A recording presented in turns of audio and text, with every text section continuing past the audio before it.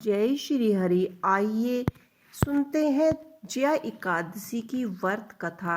धर्मराज युधिष्ठिर बोले कि हे भगवान, आप माघ के कृष्ण पक्ष की षष्ठीला एकादशी का व्रत अत्यंत सुंदर वर्णन आपने सुनाया था।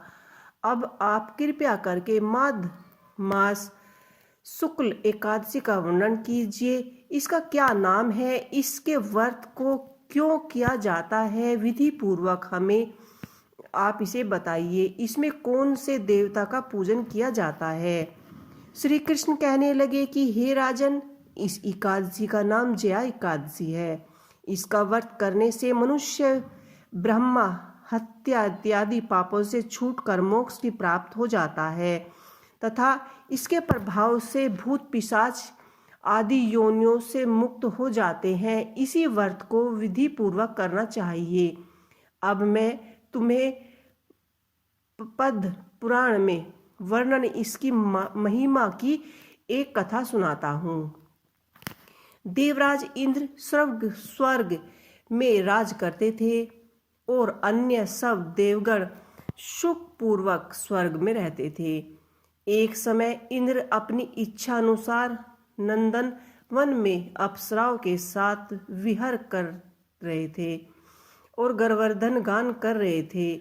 उन गवर्धनों में प्रसिद्ध पुष्पदीप तथा उनकी कन्या पुष्पवती और चित्रसेन तथा उसकी स्त्री मालिनी भी उपस्थित थी। सभी मालिनी का पुत्र पुष्पवान और उसका पुत्र माल्यवान भी उपस्थित थे। पुष्पवती गवर्धन कन्या माल्यान को देखकर उस पर मोहित हो गई और माल्यानवान पर काम वर्ण चलाने लगी। उसने अपने रूप लावण्य और हाव भाव से माल्यवान को वश में कर लिया। हे राजन, वह पुष्पवती अत्यंत सुंदर थी। अब वे इंद्र को प्रसन्न करने के लिए गान करने लगे, परंतु परस्पर मोहित हो जाने के कारण उनका चित्त भ्रमित हो गया था।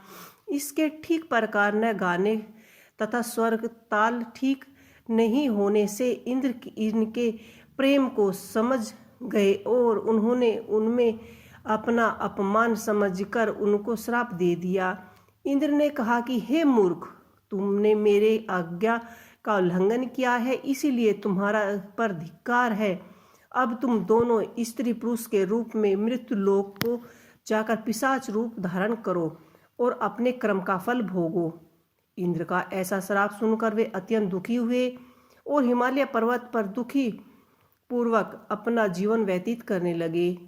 उन्हें गंध रस तथा सर्प आदि का कुछ भी ज्ञान नहीं था। वहाँ उनको महान दुख मिल रहे थे।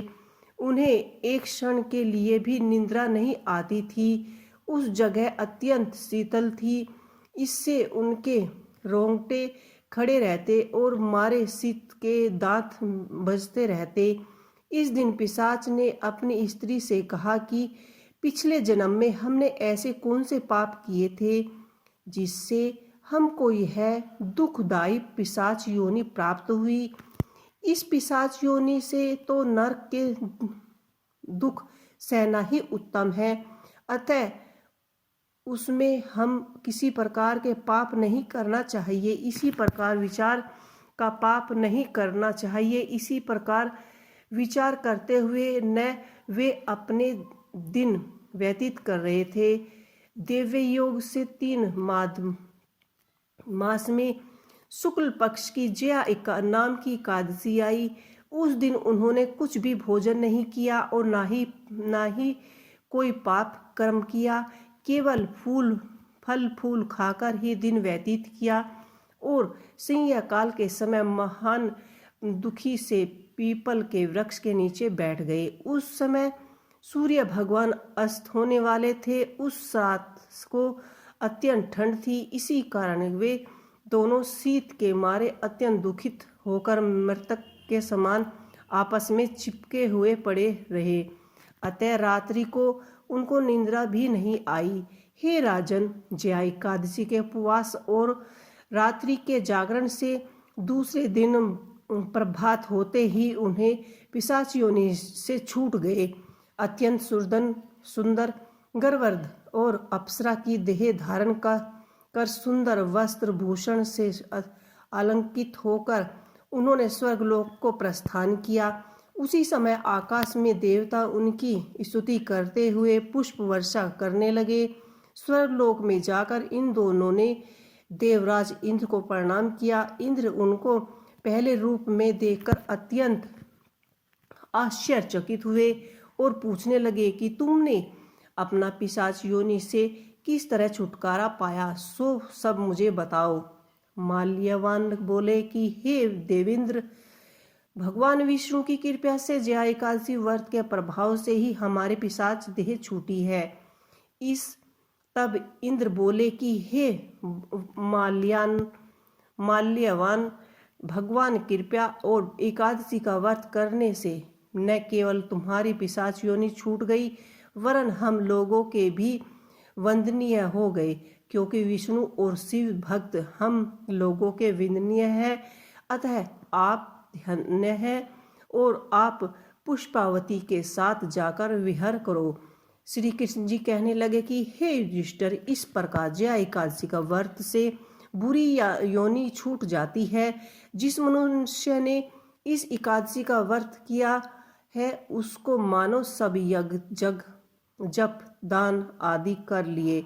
जो मनुष्य जया एकादशी का व्रत करते हैं वे अवश्य ही हजारों वर्ष तक स्वर्ग में वास करते हैं। तो ये थी हमारी जया एकादशी की व्रत कथा।